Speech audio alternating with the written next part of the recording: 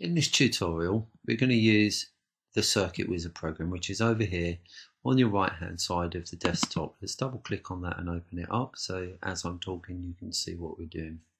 Here's your drawing pad on Circuit Wizard. Now Circuit Wizard is a simulation program.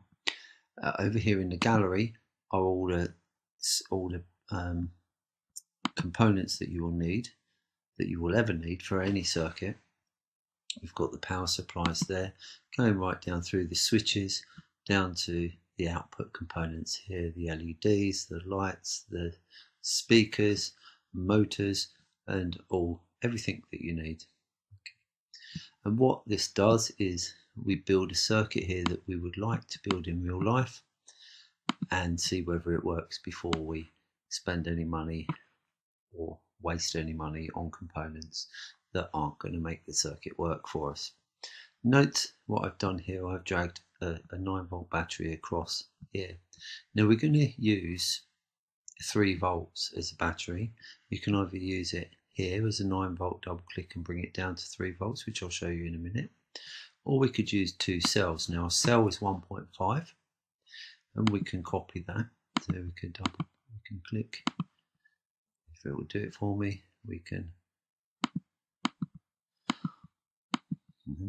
right click on that, copy and paste, and then drop, and we've got 2 1.5 cells, or 2 cells because they are 1.5. We can join them together and that will make you 3 volts. We're not going to do that. We're going to use a 9-volt battery and change the value of it. What else do we need? We need a switch. And we'll pick this first one because it's a push to make switch, and a push to make switch is what we need. If you zoom in on this switch now, you can see, zoom in a little bit more, there we go. Push to make switches, it does exactly what it says. When you push it, it makes a circuit. See the 2 wires here? You push it and it makes a circuit. You let go and it breaks the circuit. So we'll leave that there. In fact, we'll move that across a little bit. Now I've zoomed in.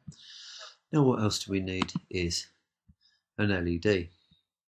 Light emitting diode. We'll take the first one and we'll drag and drop that down there. Now let's make that up. We do need something else in this circuit, but I just want to show you what happens if we build the circuit and it's not quite right.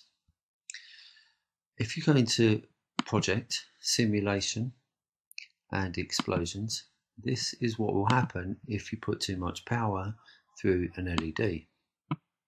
And this is what happens on the simulation. If you put too much power, or if you get the circuit wrong, it will do that. So let's delete this because we know we've got to put another component in. We have to put a component in to protect the LED. And what we're going to use is a resistor. We'll take the top resistor, coming up here, we'll click on this and make it turn 90 degrees, just so that it makes the circuit quite nice and neat. We'll click on the end of the component and drag a wire out and click to join it up. Now what we'll do is change these components here, their values. We'll drop that down to 3 volts.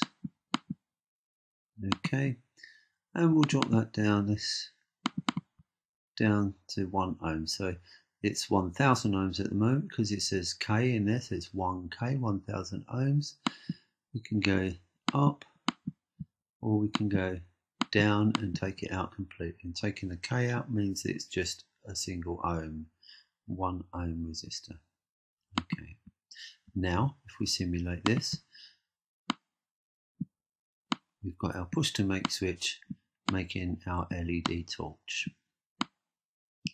If you look at the other tutorial now, you'll find that the other tutorial will show you how to recreate this torch circuit that you've made into a PCB.